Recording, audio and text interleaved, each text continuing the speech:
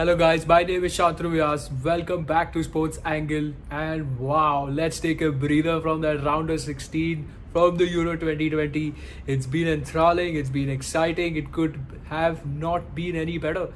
You had the underdogs in Denmark, Czech Republic, Ukraine and Switzerland coming through. I mean, this is what makes the tournament a good competitive tournament. And I do believe that the round of 16 was just the tipping of the whole thing. I think we're going to see more of these kind of things in the quarterfinals and come the semifinals as well.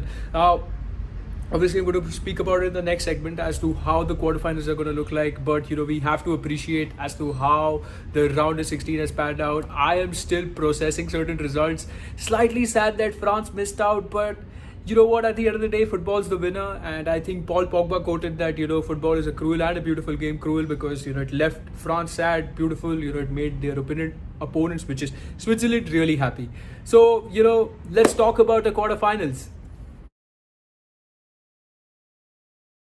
The first quarterfinal is between Spain and Switzerland, and this is going to be happening at Friday, 9:30 p.m. India time.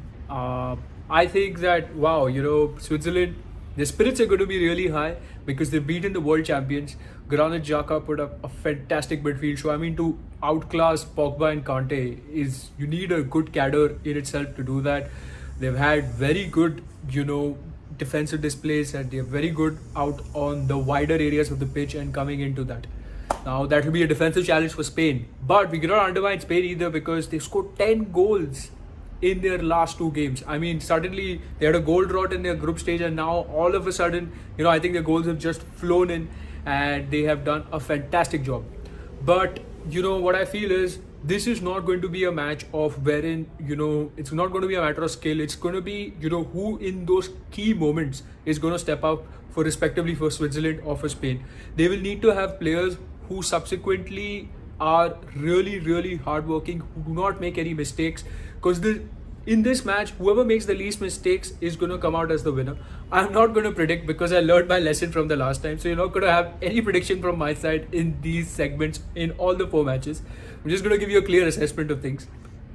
But yeah, this is what I believe, that Spain actually has been more fluid, and I think the one X factor they had in the last match was Dani Olmo. As soon as he got out of the bench, you saw how many services he was giving and key passes he was part of.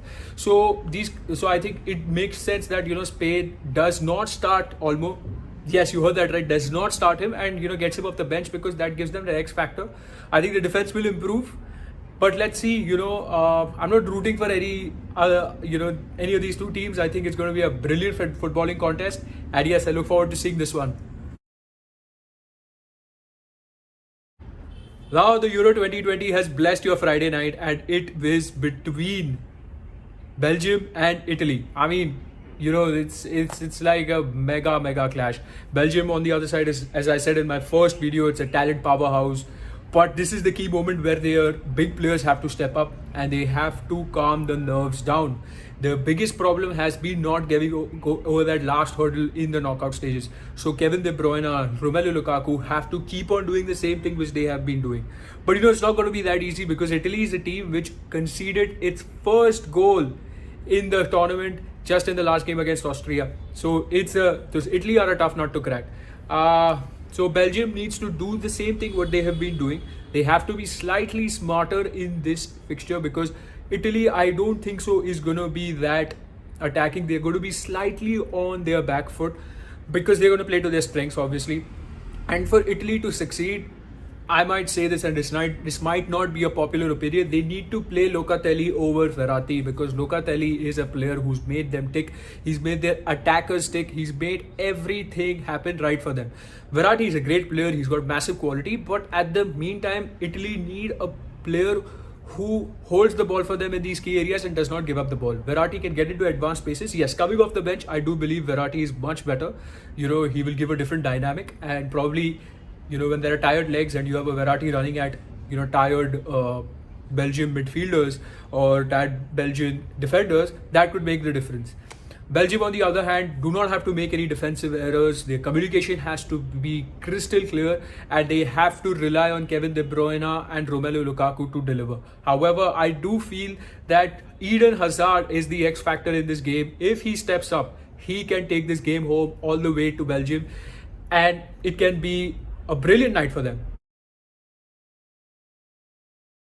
Now Saturday, 9:30 p.m. India time is going to be seeing a clash between Denmark and Czech Republic. Yes, you heard that right. It's not very usual to hear these two names in the same bracket, that too in a quarterfinal of such a huge tournament. I mean, coming to Denmark first, they've played together as a side. I said it in the previous video, their unity is their biggest strength. And, whatever circumstances they had, they just went on and on together as a team, and that's just so nice to see. Because what happens is, like in these kind of situations, I don't blame anybody, or I don't want to say that you have to do it in a particular way or to take it, but you have to give credit where it's due. Denmark has stuck together like a family. They're playing for each other, and that is what is most important. Czech Republic is playing really fearlessly. They do not absolutely care who they are playing against or what stage they are playing against. This, I think, is going to be probably one of the best quarterfinals, because nobody expected these two teams to be here. They themselves would have not really expected that, oh wow, we're going to be in a quarterfinal and we are going to defeat Wales and Netherlands, who were the prominent favorites. I would say like absolute favorites, but prominent favorites obviously. And the manner in which they have defeated, especially Denmark, they completely outplayed Wales, scoring 4 goals against them. Czech Republic, yes, some people can say, oh, because of the red card it made a difference, but you still have to capitalize. And I think, again, between these two, whoever capitalizes on the key moments is going to be emerging as the winner. I do believe Schick on the other side is going to be a vital player for Czech Republic. Denmark also have, Thomas Delaney in them, who's a natural leader. Simon Kjaer, he's been a brilliant captain. And I'm really looking forward to this match. It's going to be an exciting one. I really believe it's going to be high paced, everything what a good quarterfinal should be. Now, last but not the least, England are in a quarterfinal, that too beating Germany. What a game that was. I can't stop thinking about that game. And they're going to be playing Ukraine. I'm going to come to Ukraine later, but first talking about England, what went right for them yesterday? What went right for them was the first half. They had a solid defensive display, so Harry Maguire, John Stones were on point. And what actually changed for them was Jack Grealish coming off the bench. Jack Grealish is their X factor. They have to start him if they have to win the Euros. I mean, from here on, the biggest weakness is not any team coming in front of them. Their biggest weakness is complacency, because they have a very easy route, now that they face Ukraine. I have no disrespect to Ukraine. Ukraine is good, but the quality that England have both on the bench as well as in the starting 11, it's expected that they win. Jack Grealish has to start. Yes, I'm saying this again because he has to start. It's a beautiful player to watch, and yes, he made them tick yesterday. Luke Shaw has been amazing. Really proud to say this as a Manchester United fan. And the past he's had, he struggled with the injuries, form, XYZ. He silenced his critics, and this is what we love to see. I even said that Harry Kane will come back to the scheme of things of scoring goals, and he did. And the most important thing for England is not to be complacent. Although they might face Ukraine now, if they potentially win this, they might face either the winner of Denmark or Czech Republic. So they have to be very calm in these situations, and they have to get a job done. Ukraine, on the other hand, hats off to them. Beating Sweden in the injury time of extra time is amazing. Zinchenko stepped up. Yarmolenko, what a beautiful outside foot pass. I mean, wow, this is also going to be a good contest, and I do believe, Ukraine and England is going to go down to the wire, and it's going to be an exciting game to watch. This is the business end of the tournament. Here is where you see margins coming down to almost, points, into decimal places. You see teams, they're more passionate, because every team right now feels that, they are here to win. I mean, I'm pretty sure no one's here to be a passenger, or no one's here to be just to participate. If you're in the quarterfinal, you start believing you can win this tournament. So obviously the emotions are going to be high. What's more challenging is to control these emotions and, to just take every game as it comes. You cannot let it get to your head. I think that will be the biggest challenge for the likes of England and Belgium and Italy, because these are the big teams. Everyone levies heavy expectations on them and everyone wants them to deliver.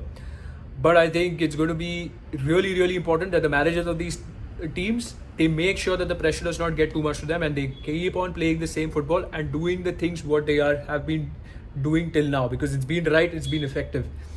Yeah, so that's about it about the round of 16 review and what can we expect out of these teams in the quarterfinals. Now I will be making an individual video, pretty detailed one, on the per semi-final opponents. Like, the first semi-final will have one video each, so that there's more deep dive and insights and stuff like that. But yeah, I'm just excited for the quarterfinals. It's going to make your weekend better. It's going to make my weekend better. There's another Formula One Grand Prix which is happening again. This Austrian Grand Prix is happening. Wimbledon is upon us. Olympics is coming. The Indian women's team is also playing this weekend. So you need to have your snacks set. You need to have your TV set, because this is going to be a cracking weekend. So thank you for watching this video. Please like, share, and subscribe. And yes, have a nice weekend.